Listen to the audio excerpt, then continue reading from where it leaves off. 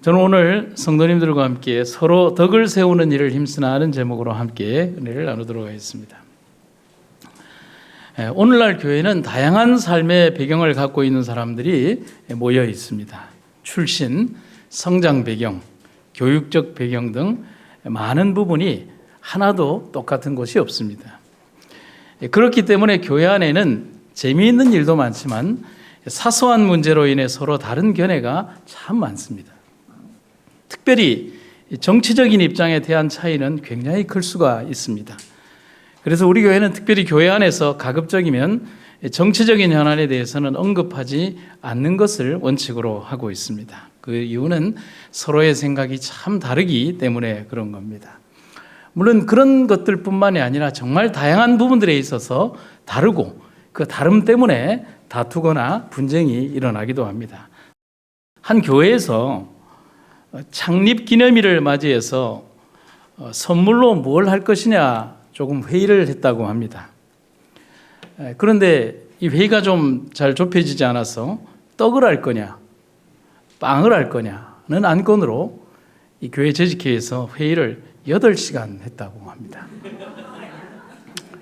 8시간의 난상 토론 끝에 떡으로 결정이 났는데 그 다음에 무슨 문제가 발생했냐면 그럼 인절미로 할 거냐, 시루떡으로 할 것이냐로 다시 8시간을 회의를 했다고 하는 겁니다. 결국에는 인절미파와 시루떡파로 갈라져서 지금까지 갈등의 폭이 깊어지고 있다는 거예요. 웃음이 납니다만 이야기를 들으면서 마냥 웃음만 나는 것은 아닌다는 것은 왜일까? 이 교회에 이런 어처구니 없는 갈등은 이런 비슷한 류 혹은 조금 더 심각하거나 더 단순한 문제 이런 갈등은 오늘 혹은 현대에만 있는 것은 아닙니다. 오늘 글이 기록된 초대교회 당시에도 교회 안에 사소한 문제로 정말 많은 여러 가지의 분쟁들이 있었습니다. 때로는 논쟁이 격화되어서 교회 존립이 위태롭기도 했습니다. 사도 바울이 로마서를 기록한 것은 고린도에 있을 때였는데 고린도 교회는 다양한 문제들로 인해서 분쟁이 정말 많았던 교회였습니다. 그런데 고린도 교회뿐만 아니라 로마 교회에도 이런 논쟁들이 많이 있었던 것으로 보여집니다. 특히 로마서 14장에서는 음식물에 관한 문제와 의문의 율법에 관한 문제로 아주 복잡한 문제로 교회 내가 아주 시끌시끌했다는 사실입니다. 특별히 로마서 14장에 따르면 로마 교회는 2가지 큰 문제가 있었는데 그 첫 번째 문제가 먹고 마시는 문제였습니다. 당시 로마 제국의 시장에서 파는 고기나 포도주들은 거의 대부분이 우상에게 바쳐진 제물들이 대부분이었습니다. 그러니까 우상에게 바쳐지지 않은 고기를 찾기는 불가능했습니다. 그래서 로마 교회 안에는 자연히 우상에게 바쳐졌던 고기와 또 음료를 성도가 먹고 마실 수 있느냐의 문제를 가지고 꽤 논란이 있었습니다. 그런데 여기에서 믿음이 강한 사람은 이렇게 생각을 하는 거예요. 음식이란 모두 하나님이 주신 거룩한 것이고 이방신들은 거짓 신들이기 때문에 감사히 기도하고 먹고 마시면 된다라고 생각을 했고 믿음이 약한 사람들은 그만한 믿음이 없었기 때문에 이방신에게 드려진 제물이라 꺼림칙하기도 하고 혹여나 건강상의 문제가 생길 것이 두려워 먹고 마실 수 없다라고 생각했던 겁니다. 현대로 따지면 믿음이 강하다 약하다의 개념이 조금 바뀌어 있죠. 이에 대해서 사도 바울은 오늘 본문의 14절과 15절에서 이렇게 말을 하고 있습니다. 내가 주 예수 안에서 알고 확신하는 것은 이것입니다. 즉 세상의 어떤 음식도 그 자체로 부정한 것이 아니라는 사실입니다. 하지만 어떤 사람이 특정한 음식을 부정하게 여긴다면 그 사람에게는 그 음식이 부정한 것입니다. 여러분이 먹는 음식 때문에 형제의 마음을 아프게 한다면 여러분은 사랑 안에서 살고 있지 않은 것입니다. 먹는 음식 문제로 형제를 망하게 하지 마십시오. 그리스도께서는 그 형제를 위해서도 죽으셨습니다. 그러니까 바울은 그때 당시의 상황으로 본다면 믿음이 강한 편에 속했던 사람인 겁니다. 그러나 믿음이 약한 사람들을 비난하거나 비판해서 서로 그런 문제로 다투지 말라는 겁니다. 어떤 것을 먹느냐 먹지 않느냐의 문제보다 더 나쁜 것은 그런 문제로 서로 비난하고 다투는 것이 나쁘다는 겁니다. 두 번째는 날에 관한 문제였습니다. 5절에 보면 이렇게 돼 있죠. 혹은 이 날을 저 날보다 낮게 여기고 혹은 모든 날을 같게 여기나니 각각 자기 마음에 확정할지니라고 기록되어 있습니다. 흔히 우리가 날에 관한 논쟁이라고 했을 때 이것이 주일이나 안식일에 관한 논쟁이라고 생각하면 안 됩니다. 예배일에 관한 문제는 훨씬 이후에 기독교의 역사에서 다루어져야 될 문제입니다. 초기 기독교인들은 유대인들과 같이 안식일을 지켰기 때문입니다. 그렇다면 무엇이 문제고 지금 무슨 날에 대한 문제일까요? 유대인과 이방인들, 여기에서 말하는 유대인과 이방인들이란 유대인 기독교인을 말하고 이방인 기독교인을 말합니다.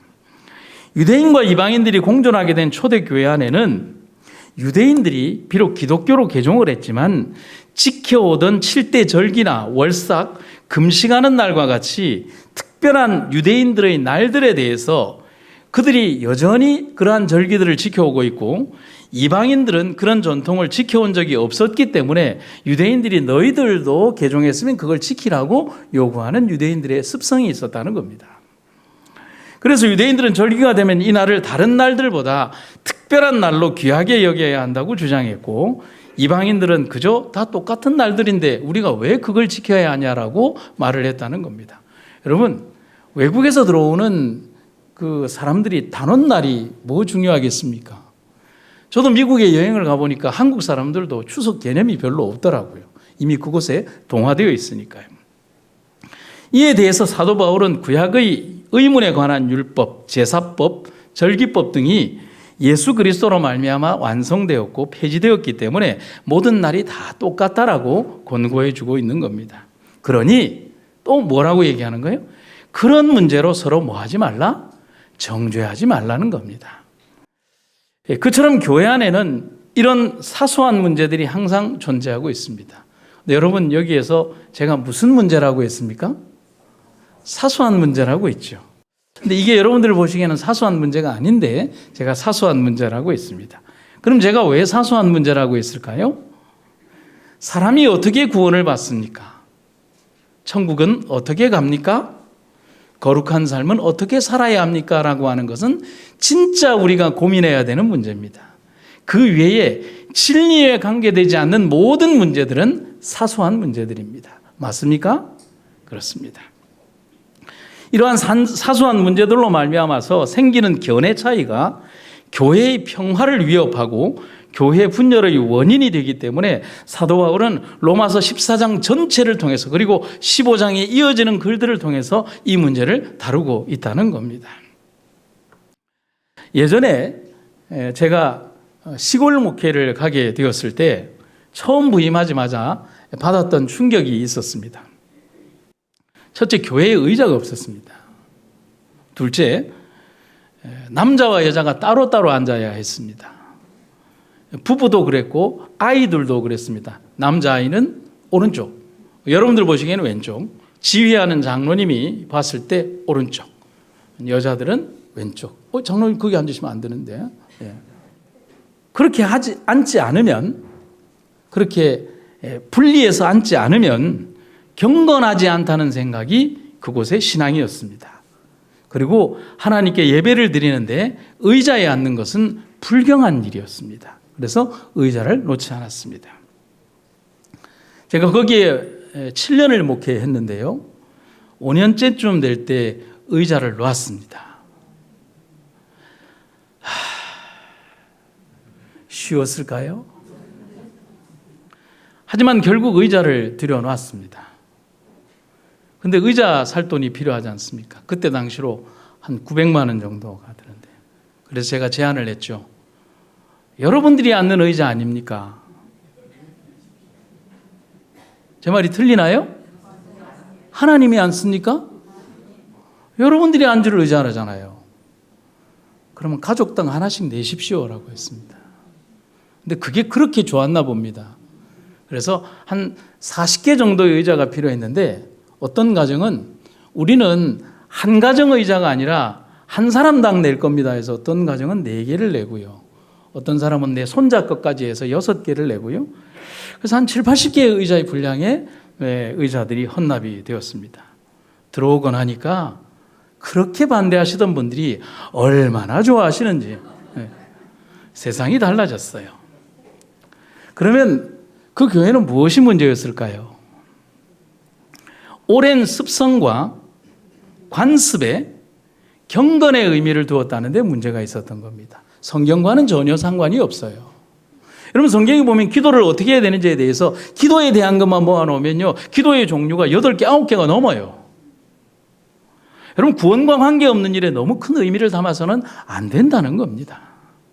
사소한 문제로 교회를 아프게 하고 성도를 아프게 하는 일은 없어야 한다는 겁니다. 우리 삶에서 불필요한 다툼의 정신이 없는가를 생각해 봅니다. 다툼의 정신에는 모든 것이 다 포함되어 있습니다. 여기에 말하는 모든 것이란 교만과 투기, 미움과 질투, 시기와 배반, 그리고 속임수가 다 포함이 되어 있습니다. 바울의 권면처럼 예수님 안에서 우리가 받아들여진 것처럼 우리도 사랑으로 형제를 끌어안고 우리가 받아들이는 넓은 가슴이 필요하다는 사실입니다. 영감의 기별입니다. 그리스도인들은 시기와 다툼의 정신을 억제하는 것을 일종의 신앙적 뭐로 여겨야 한다? 의무로 여겨야 한다. 의무는 지켜줘야 하는 거예요. 그들은 형제들의 우월한 명성이나 번영을 기뻐하되 심지어 그들 자신의 품성이나 업적이 그 그늘에 가리워지는 것처럼 보일 때도 그렇게 해야 한다. 하늘에서 사단이 추방된 것은 그의 마음속에 간직된 교만과 야망 때문이었다. 이 악들은 우리의 타락한 본성 속에 깊이 뿌리를 내리고 있다. 그러므로 만일 제거되지 않으면 그것들은 훌륭하고 고상한 특성을 모두 가리워버리고 그 해로운 열매로서 시기와 투쟁을 맺게 될 것이다. 결국은 시기와 투쟁이, 분쟁이 결국은 이러한 배경하에서 나온다는 사실입니다. 오늘 한 2가지를 생각을 해볼까요? 첫 번째, 우리 속에 있는 다툼의 원인은 비판과 무관용 때문에 그렇다는 사실입니다. 톨스토이의 소설 가운데 재난의 원인이라는 소설이 있습니다. 짧은 이 소설인데요. 이런 얘기입니다. 담장을 사이에 두고 정말 사이좋게 지내던 2 집이 있었습니다. 먹을 거 서로 먹고 뭐 서로 이렇게 하던 집이었습니다. 그런데 어느 날 이쪽 집에 닭 1마리가 담을 넘어서 저쪽 집에 가서 알을 낳았어요. 그런데 알을 낳는 걸 봤는지 안 봤는지는 모르는데 이쪽 집 아이가 그것을 봤다고 얘기를 해요. 그러면서 그쪽 옆집의 친구에게 말합니다. 야, 우리 집 닭이 너희 집에 가서 계란을 낳았으니 좀 가져오라. 어디? 헛간 안에. 이건 봤다는 거예요? 못 봤다는 거예요? 봤을 수도 있고 그냥 추정했을 수도 있고 매일 낳는 닭이니까요. 그러자 그 집 아이가 헛간에 들어가서 보더니 없네라고 대답했습니다. 아니다, 있다. 가봐라. 근데 없다고 얘기를 합니다. 가봐라. 없다. 결국은 서로 막 이렇게 옥신각신하다가 주먹질을 서로 하게 되었습니다. 아이 둘이서 주먹질을 해봐야 뭐 큰 싸움 나겠습니까? 그런데 그 아이 둘이 서로 치고받고 있는 장면을 이 주방에서 음식을 하던 2 엄마가 보고 나오더니만은 아이들을 말리는 게 아니라 서로 엄마들끼리 붙어서 서로 머리끄댕이를 잡고 싸우기 시작을 하는 겁니다. 이렇게 서로 엉켜 떨어질 줄을 몰라요. 이제 들에서 일을 하고 들어오던 남편들이 보더니만은 그 부인을 이렇게 떼놓는 게 아니라 둘이서 또 싸우기 시작을 하기 시작하는 겁니다. 그런데 이 둘의 싸움이 평형을 유지하면 좋은데 한쪽이 조금 밀리니까 밀렸던 아버지가 분이 났는지 너무 화가 난 나머지 불을 가지고 와서 저쪽 집에 불을 질러버린 겁니다. 삽시간에 불이 번집니다. 왜냐하면 집덩이가 있고 헛간에 불을 질렀으니 집으로 당장에 달리는 거예요. 그런데 문제는 바람이 부니까 그 불이 휙 날아서, 여러분 불이 날아다니는 거 아시죠? 불이 휙 날아와서 이쪽 집 헛간에 붙더니만은 2 집이 다 불이 붙어버린 겁니다. 어떻게 할 사이도 없이 그냥 짧은 시간 안에 2 집이 홀라당 다 타버린 겁니다. 불이 다 꺼지기까지 이제 저녁 낮을쯤 되었을 때 불이 꺼졌습니다.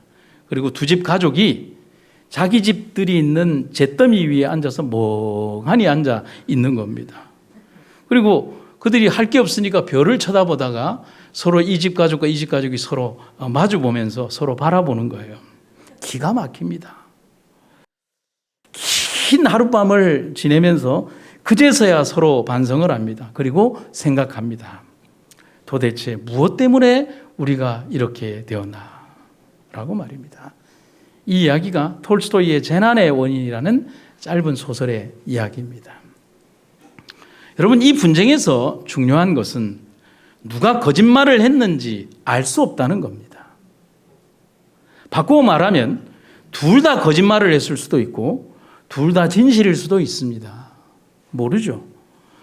우리 닭이 알을 낳았다는 것을 보았는지 안 보았는지 하여튼 진실과 그새 누군가 혹은 들짐승이나 고양이가 훔쳐갔을 수도 있는 겁니다. 그러면 둘 다 진실이 맞아요? 둘 다 진실이 맞죠. 혹은 생각지도 않은 곳에 알이 옮겨졌을 수도 있는 것입니다. 일단 이 두 아이는 내 입장만 말하는 겁니다. 다른 사람의 말은 듣지 않습니다. 그리고 그것을 납득시키려 사용할 수 있는 모든 방법이 다 동원됩니다. 여러분, 제가 질문을 드릴까요? 좋습니다. 싸움을 했다고 합시다. 불 안 났다고 합시다. 결국 어느 한 집이 이겼다고 합시다. 결국 그 이긴 집이 얻는 건 뭐가 있을까요? 아니죠. 계란 한 개 얻는 거죠.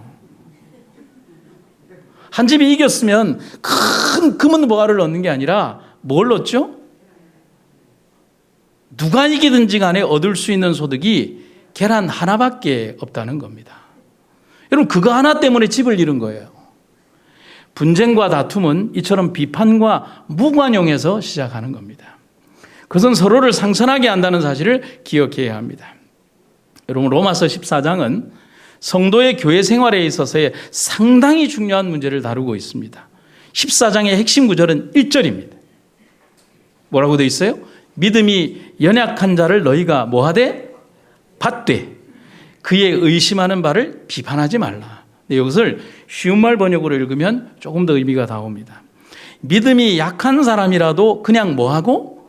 받아들이고 그들의 생각을 뭐로 삼지 마라? 시비거리로 삼지 않도록 하십시오. 그런데 본교의 성경 주석에 보면 이렇게 받되라고 하는 단어를 이렇게 해설을 하고 있습니다. 받되라고.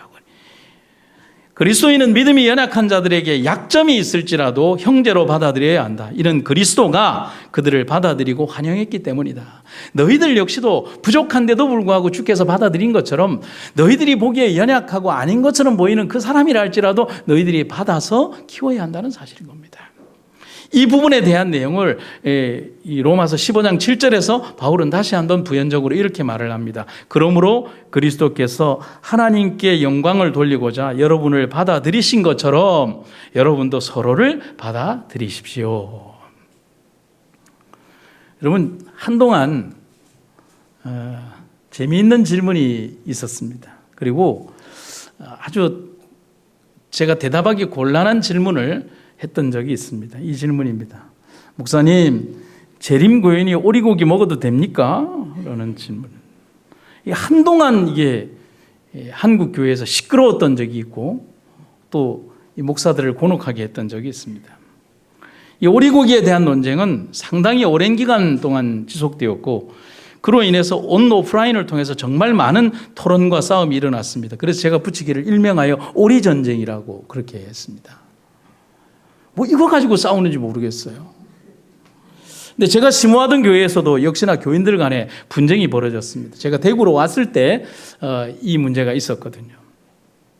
근데 문제는 뭐냐면 레위기 11장에 등장하는 날짐승에 대한 규정에 직접적인 언급이 없어요. 바로 이 갈퀴나 오리가 섭취하는 음식물에 대한 것들로 싸움의 범위가 좀 넓어졌고 급기야 자기들이 해결이 안 되니까 재림마을에 막 떠들기 시작했고 어떻게 확전이 됐냐면 자신들이 존경하는 목사님이나 교수님들이 언급한 내용들로 자신들의 입장을 대변하는 대리전 양상으로 이 전쟁이 넓어지기 시작했습니다. 그런데 이런 토론과 싸움이 나한테까지는 안 왔으면 좋겠는데 이 두 부류의 교인들이 결국은 조금 충족이 안 되었는지 저에게 답을 달라며 질문을 한 것입니다. 그런데 저한테 오면서 질문이 조금 달라졌어요. 뭐라고 하느냐면 질문을 조금 고차원적으로 바꾸고 대답을 하기 곤란하게 만들었는데 이렇게 질문하는 거예요. 그럼 목사님은 오리고기 드십니까? 여러분, 이 질문은 조금 이게 좀 문제가 있어요. 이 질문이 상당히 집요해진 겁니다. 여러분, 제가 어떻게 답을 해야 될까요? 경건하게 보이려면 먹든지 안 먹든지 안 먹는다라고 해야 될 거 있고요.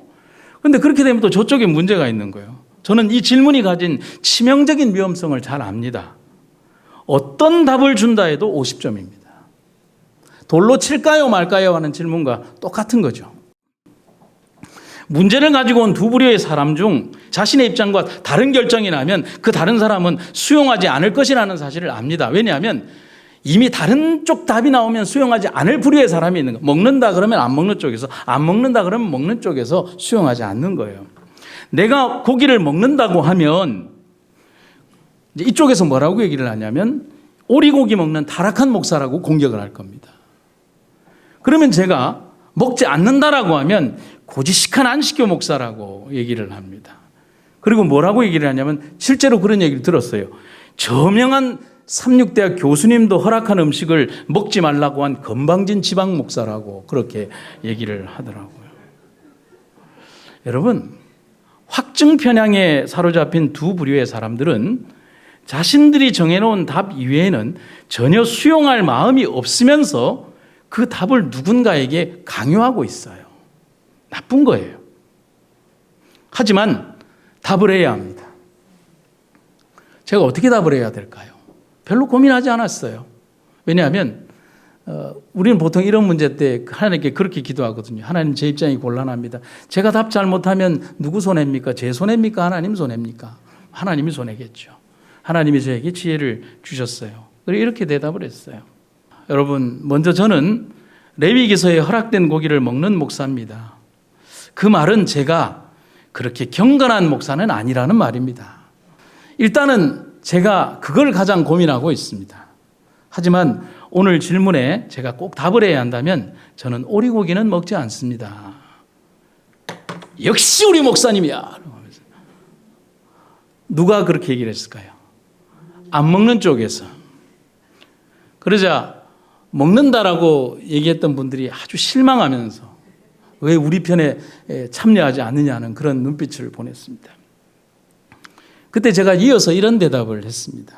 그런데 제가 오리고기를 먹지 않는 이유가 있습니다. 조금 전 말씀드린 것처럼 예언의 신의 기별로 보나 건강상 이유로 보나 고기를 먹지 않는 것이 가장 좋다고 생각합니다. 항상 그런 고민이 있습니다. 그럼에도 불구하고 저는 고기 먹는 목사입니다. 그런데 그런 고민을 하는 제가 지금 먹고 있는 고기류에서 굳이 안 먹던 오리라는 메뉴를 더 추가해야 할 필요가 있겠습니까?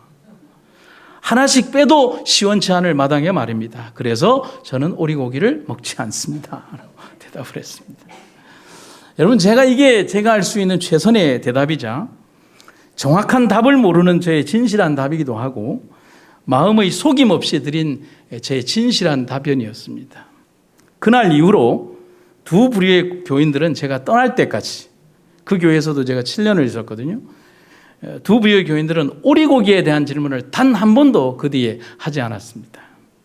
제 대답이 너무 어리석은 답이어서 그런 건지 답이 되어서 그런 건지는 잘 모르겠습니다. 그때 이후로 보니까 오리고기를 드시는 분들은 자기 믿음대로 드셨고 안 드시는 분들은 자기 믿음대로 안 드시면서 두 부류가 가서 같은 식당에 가서 서로 다른 메뉴를 시키는 것을 봤습니다. 일단 문제는 그렇게 종결되었습니다. 근데 여기서 제가 생각을 좀 해봤습니다. 그분들이 제기했던 질문은 교묘히 포장된 올가미 같은 질문이었습니다. 어떤 답을 해도 그들의 욕구를 채울 수 없는 50점짜리 대답밖에 없는 질문입니다. 왜냐하면 문제의 본질이 잘못되어 있고 정답이 없는 잘못된 문제를 또 출제했고 답을 요구한 겁니다. 오리고기를 먹고 싶은 사람은 자기가 알아볼 수 있는 모든 자료를 동원해 합리성을 여전히 주장할 겁니다. 그리고 그들은 이미 먹어왔고 오리고기를 그만 먹을 의사가 전혀 없습니다. 반면 오리고기를 금하는 사람들은 오리고기라는 음식을 통해 자신이 남들보다 더 경건한 사람이라는 사실을 인정받고 싶은 교만함이 자리하고 있기 때문에 역시 수용할 마음이 없습니다. 전혀 대화가 되지 않는 두 부류의 사람들이 목사를 사이에 두고 화해하기 위해서 온 것이 아니라 더 큰 전쟁을 하려고 온 것입니다. 어차피 지는 쪽은 없으니까요. 왜냐하면 인정하지 않을 것이기 때문입니다. 그리고 자신에게 만족할 만한 답이 나오지 않으면 그 논쟁을 이어갈 다른 제3의 전쟁터로 옮겨가면 되니 저를 뭐로 생각했냐면 그저 지나가는 전쟁터의 길목줌으로 생각했을 뿐이라는 사실입니다. 맞나요? 저는 맞다고 생각합니다. 근데 그분들은 지혜롭게 제 대답을 답으로 알아들어 주셨고 그렇게 잘 화합해 주셨습니다. 감사합니다. 여러분, 제 이야기가 좀 길어졌습니다. 결국 다툼에는 날이 선 비판이 자리하고 있고 그 비판은 이 싸움을 무조건 이겨야 하는 마음으로 몰고 가고 결국 이해와 관용은 사라진 채 뭐만 남느냐면 칼날만 남는 것입니다. 그래서 대화하지 않고 자기 말만 하는 겁니다. 여러분, 다툴 때 한번 보십시오. 그 사람 얘기 듣고 답하나요? 아니요. 내 말만 합니다. 그래서 바울이 말합니다. 그러므로 이제부터는 서로 비난하지 마십시오. 또한 형제가 걸려 넘어지는 일이 없도록 형제 앞에 걸림돌이나 장애물을 놓아두지 마십시오. 여러분, 바울의 이 말은 참 우리에게 마음에 와닿습니다. 형제가 걸려 넘어지는 일이 없도록 형제 앞에 걸림돌이나 장애물을 놓지 말라는 겁니다. 여러분, 디딤돌이 되느냐 걸림돌이 되느냐는 우리 스스로의 선택에 달려 있는 겁니다. 그리고 이어지는 바울의 고면을 봅시다. 분명히 말하지만 하나님의 나라는 먹고 마시는 문제가 아니라 성령 안에서 누리는 의와 평강과 기쁨의 문제이기 때문입니다. 이렇게 그리스도를 섬기는 사람은 누구든지 하나님께 기쁨이 되고 사람에게도 인정을 받습니다. 영감의 기별입니다. 그리스도인들은 시기와 다툼의 정신을 억제하는 것을 일종의 신앙적 의무로 여겨야 한다. 그들은 형제들의 우월한 명성이나 번영을 기뻐하되 심지어 그들의 자신의 품정이나 업적이 그 그늘에 가리워지는 것처럼 보일 때도 그러해야 한다. 아까 우리가 읽었죠? 이 말씀을 기억하시기를 바랍니다. 두 번째, 다투지 않는 법, 해결책이 있습니다. 서로 화목하게 지내고 서로 뭐를 세우라? 덕을 세우라는 겁니다. 로마서 14장에서 바울이 언급한 성도들 간의 다툼은 엄청나게 큰 문제에서 출발하지 않는다는 것을 말하고 있습니다. 그런데 아주 작은 문제에서 출발을 했는데 결국 교회에 분란을 가져오고 교회를 쪼개는 문제가 됩니다. 여러분, 큰 불이 일어날 때 작은 불씨에서 시작이 되듯이 말이죠. 그래서 성경학자인 매튜 헬리는 오늘의 본문을 보면서 이런 얘기를 합니다. 불씨는 의견의 차가 아니라 이 의견 차를 잘못 다룬 데 있다라고 그렇게 얘기를 하는 겁니다. 그러면 이 잘못 다룬 것이 뭘까? 두 가지로 보죠. 첫째, 믿음이 강하고 그리스도인의 자유를 충분히 알고 있는 자들은 그렇지 못하고 약한 자들을 멸시했다는 사실이에요.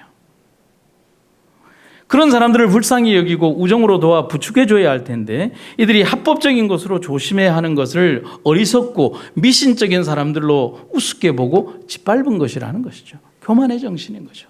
두 번째는 믿음이 약하고 그리스도인의 자유를 쓸 줄 모르던 그런 연약한 사람들은 강한 자들을 심판하고 정죄했다는 사실이죠. 마치 이들을 방종한 그리스도인, 육적인 사람들, 자기들의 하는 일을 돌보지 않고 온갖 모험을 감행할 뿐 한 군데도 정착하지 않는 자들로 취급했다는 겁니다. 그들은 이들을 율법을 어기는 자로 하나님의 법도를 멸시하는 자로 여긴 것입니다. 이런 정죄는, 서로 간의 정죄는 큰 감정을 불러일으켜서 사랑에 금이 갈 뿐이라는 사실입니다. 바로 이것이 병입니다. 오늘날도 교회에 그 뿌리가 남아 있습니다. 그런 작은 의견차, 그런 잘못된 태도가 교회의 화평을 깨뜨린다는 사실입니다. 그처럼 초대교회 성도들의 다툼의 원인은 어느 시대, 어느 장소, 어느 교회든 또 똑같이 발생할 수 있는 문제라는 사실을 기억해야 합니다. 왜냐하면 자신들이 살아온 문화와 생활 그리고 오랜 습관이 다른 문화와 다른 시간을 살아온 그 다른 사람과 충돌하기 때문에 그렇다는 사실입니다. 제가 몇 가지 좀 여러분들에게 제가 지난 세월 동안에 느꼈던 것을 세 가지로 여러분들에게 질문을 드리죠. 여러분, 볼링을 어떻게 생각하십니까? 좋다고 생각하십니까? 예. 뭐 장로님 같으면은 테니스를 어떻게 생각하십니까? 라고 하는 질문과 똑같다고 보시면 되죠.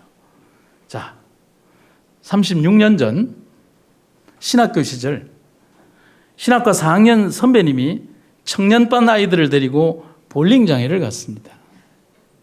그 사실을 안 그 앞에 임원 목사님이 그 신학과 4학년 선배님을 불러서 엄중 경고하고 자네가 한 번만 더 청년들을 데리고 볼링장애를 간다면 자네 목회는 나오지 못할 것이라고 경고를 했습니다. 뭐와 충돌했습니까? 그 시대의 영적 사관과 충돌한 것입니다. 지금도 그렇게 해야 할까요? 저는 표준을 낮추자는 것이 아닙니다. 두 번째, 축구를 어떻게 생각하십니까? 역시 신학교 시절 신학생들이 학교 운동장에서 축구를 하고 있으면 정말 저명한 신학교 교수님이 탄식을 하시며 이렇게 말씀하십니다.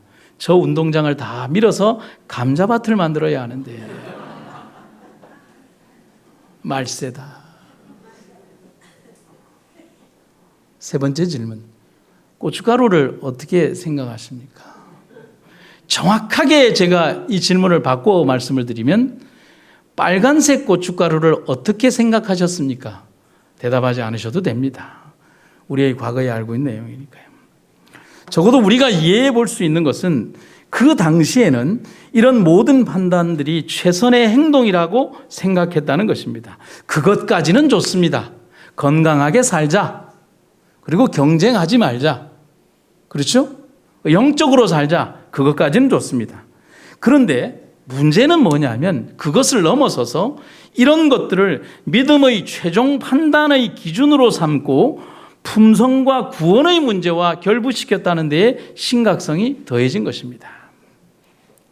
백김치는 먹으면 하늘나라 가고 고춧가루 김치를 먹으면 하늘나라 못 가고 현미밥 먹으면 하늘나라 가고 백미 먹으면 하늘나라 못 가는 거예요. 옛날에 여러분 교회 지나면 그런 얘기 나와 있잖아요. 처음 신앙을 받아들인 부부가 믿음에 들떠서 하늘나라 가려면 현미 먹어야 된다는 그런 교육을 그때 당시에 듣고 그 부부가 믿음으로 현미밥을 해 먹었다고 하는 거예요. 근데 문제는 그때 당시에 압력솥이 없었어요. 또 현미밥을 해 먹는 기술도 없고 그냥 여러분들이 아시듯이 그 양은 냄비에다 해 먹으니까 그게 먹을 맛이 납니까? 먹다가 남편이 어느 날 잠자기 전에 남편이 부인에게 그런 얘기를 했다고 하죠. 여보, 하늘나라 못 가도 좋으니 백미 먹으면 안 될까? 여러분, 현미와 백미가 하늘나라의 기준이 됩니까? 우리는 그러한 구원과 관계없는 사소한 문제로 인하여 너무 많은 것을 잃어버렸다는 사실을, 우리의 과거를 잃어버렸다는 사실을 기억을 해야 합니다. 여러분, 경건하고 건강하게 살자는 기별은 정말 좋은 것입니다. 그것은 우리가 가진 최고의 기별입니다. 그 당시에 유대교 기독교인들은 자신들이 살아온 오랜 습성과 문화, 유대교의 절기를 그대로 안고 가기를 원했고 그것을 이교에서 개종한 기독교 신자들에게 그들의 문화를 이렇게 강요했다는 겁니다. 여러분, 다툼이 없겠습니까? 당연히 다툼이 있죠. 그처럼 불씨가 항상 존재했습니다. 그러면 이 불씨를 어떻게 다루어야 할까요? 여러분, 불씨를 무조건 덮으면 나중에 불납니다. 그래서 성경학자 매튜 헬리는 오늘 이 본문의 말씀을 이렇게 주석을 해주고 있습니다. 약한 자들은 받되 그의 의심하는 자를 비판하지 말라. 받아들이고 의심스러운 다툼거리에 내버려 두지 말라. 이것이 일반적인 규칙이다. 하나님의 백성이 모두 일치하는 일에 정성을 쏟을 것이지 의심스러운 문제를 가지고 왈가왈부할 게 아니다. 그를 영접하라. 여기에 프로슬람바라고 하는 말이 헬라어 원어입니다. 그런데 이게 뜻이 뭐냐면 그를 네가 데려가라. 너 혼자 가라가 아니라 그를 네가 데려가라는 것입니다. 지극한 애정과 온정으로 그를 초대하라. 그를 돕고 격려하도록 내 손을 그에게 뻗치라. 라틴어로 손을 뻗으라는 단어입니다. 내 친구라 맞아 얘기를 주고받으며 온갖 정성을 다해 환대해 주라. 그를 받아들이되 그와 싸우려고 역설적인 문제를 가지고 의견 충돌을 하려고 그래서 그의 머리에 쓸데없는 생각을 불어넣어 그를 당황케 하고 신앙을 털어버리게 하기 위해서 불러들이지는 말라. 네 교우로서의 우정과 교제가 그런 쓸데없는 말의 실랑이와 논쟁으로 산만하게 되지 않도록 하라. 그의 의심하는 바를 비판하지 말라. 그의 약한 데를 찔러 그를 단죄하고 정죄하지 말라는 얘기다. 그를 발가벗기려는 뜻에서가 아니라 그를 가르쳐 강하게 하기 위해서 그를 받아들이라. 제일 마지막 문장 기억하시죠. 그를 발가벗기려는 뜻에서가 아니라 그를 가르쳐 강하게 하기 위해서 그를 받아들이라. 바울의 권면에 답이 있습니다. 이렇게 얘기를 하죠. 그러므로 우리는 모쪼록 서로 화목하게 지내고 서로 덕을 세우는 일에 힘쓰십시다. 아멘입니까? 명심하십시오. 믿음에 따라 행하지 않는 것은 모두 다 죄입니다. 여러분, 믿음이 바탕이 되지 않는다면 그 모든 동기는 선하지 않습니다. 믿음은 우리의 가장 기본적인 동기를 선하게 이끕니다. 교만하지 않게, 그리고 서로를 이해하게 합니다. 그것이 정말 중요한 이유는 교회가 이런 다툼에 빠지게 될 때 진짜 중요한 본질인 하늘에 대한 소망을 잊어버리게 된다는 것입니다. 사단이 원하는 일입니다. 영감의 기별을 읽겠습니다. 화평케 하는 자에게 축복이 임한다. 나는 투쟁과 다툼의 분위기를 좋아하지 아니한다. 우리 형제들을 판단하고 저들을 적개시하는 기분이 자라나도록 버려두고, 또한 저들이 우리를 향하여 올바르게 하지 않았다는 느낌을 갖는 것까지라도 우리 마음 가운데 아무 축복도 가져오지 못하며 조금도 우리의 입장을 돕지 못하는 것이다. 나는 감히 나의 감정을 슬픔에 잠기게 하여 그것들을 거듭거듭 이야기하고 불신과 원한과 분쟁의 분위기 가운데 살도록 허락할 수 없다. 예수님을 따르고 예수님을 말하고 예수님을 사랑하는 곳에는 빛이 있다. 그리고 나는 나의 형제의 잘못을 말하거나 생각하도록 내 마음을 허락하지 아니할 것이다. 나는 어느 누구에게라도 미움이나 불친절한 느낌을 주지 아니할 것이다. 나는 내 형제를 참소하는 자가 되지 아니할 것이다. 사단은 이렇게 하도록 나의 마음을 부추길 것이나 나는 그렇게 하지 아니할 것이다.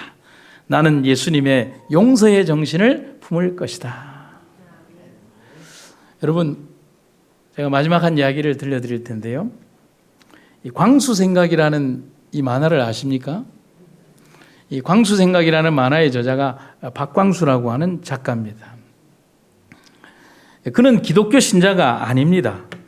그런데 이분이 원래부터 기독교 신자가 아닌 사람이 아니라 중학교 시절 약 3년간 교회를 다녔는데 자신이 기독교인이 되기를 거부하고 평생 무신론자로 살게 된 이유를 한 인터뷰에서 이렇게 얘기를 했습니다. 어느 주일날 아침에 자신이 교회에 가장 멋진 옷을 입고 가야 된다라고 생각을 했습니다. 근데 그때 당시 학생들이 옷이 별다른 게 있겠습니까? 그래서 자기가 가지고 있는 옷 중에서 제일 멋있다고 생각되는 옷을 골랐습니다.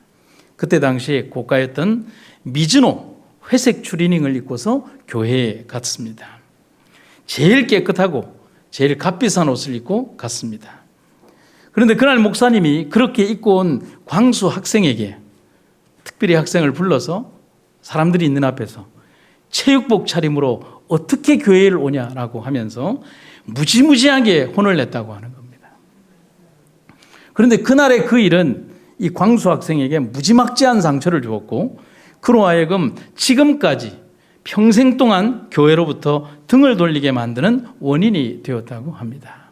자기는 최고의 옷을 입고 갔는데 자기에게 대접은 그렇게 된 겁니다.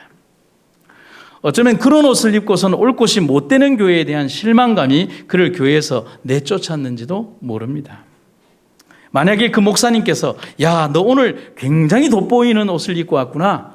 혹시 그 옷을 입고 교회에 온 특별한 이유라도 있니? 라고 칭찬을 했다면 그의 삶은 완전히 달라졌을 것입니다. 여러분, 우리도 그런 말을 너무 쉽게 할 때가 많이 있지 않습니까? 다른 사람의 외모, 다른 사람의 모습, 다른 사람의 행동에 대해서 여러분, 우리는 너무 쉽게 얘기하지는 않습니까? 여러분, 지금 우리가 그렇다는 것이 아니라 예전에 우리가 그랬던 한 행동들이 있습니다. 말씀드리면요, 교회의 여집사님이 교회에 바지를 입고 오면 경박하다고 하고 화장이 진하면 교회에 오는 모습이 아니라고 혼을 내고 저녁 예배 시간에 밥도 먹지 못하고 직장에서 급하게 와서 단상 위에 올라간 남집사에게 넥타이도 없이 단에 올라가는 불경한 모습이라고 질책했던 우리의 과거들이 있습니다. 그게 우리의 모습은 아니었는지를 우리는 생각해 봐야 하는 겁니다.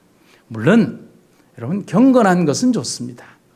여러분, 경건함이라고 하는 것에 우리가 담겨진다면 얼마나 좋겠습니까? 하지만 바꿔서 생각을 하면 저녁도 먹지 않고 제대로 씻지 못한 모습이지만 집으로 가지 않고 교회로 달려와 준 모습이 너무 감사하지 않습니까? 제대로 된 어떤 치장을 꾸미지를 못하고 달려온 모습이 얼마나 좋지 않습니까? 예절은 천천히 가르치고 배우면 됩니다. 그게 중요했으면, 여러분, 예절이 그렇게 중요했으면 안식일에 예수님 제자들이 미리삭을 비벼 먹는 걸 보면서 이런 놈의 자식들이라고 혼을 냈겠죠. 예절도 모르는 놈들이라고요. 그리고 자신이 굳이 안식일에 병자를 고쳤겠습니까? 우리들은 경건과 영성을 글로 배우는 것으로 만족하고 살았는지 모릅니다.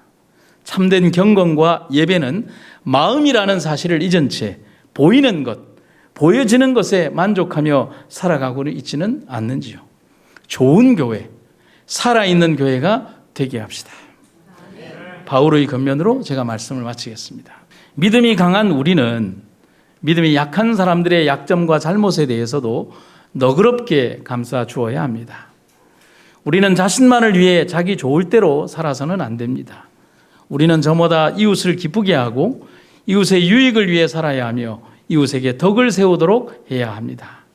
우리 주 그리스도 예수께서도 결코 자신이 기뻐하는 대로 살지 않았습니다. 무엇이든지 이전에 기록된 모든 말씀은 우리에게 교훈을 주기 위해 쓰인 것입니다. 그래서 우리는 성경 말씀을 통해 인내를 배우고 위로를 받는 가운데 소망을 품고 살아가게 됩니다.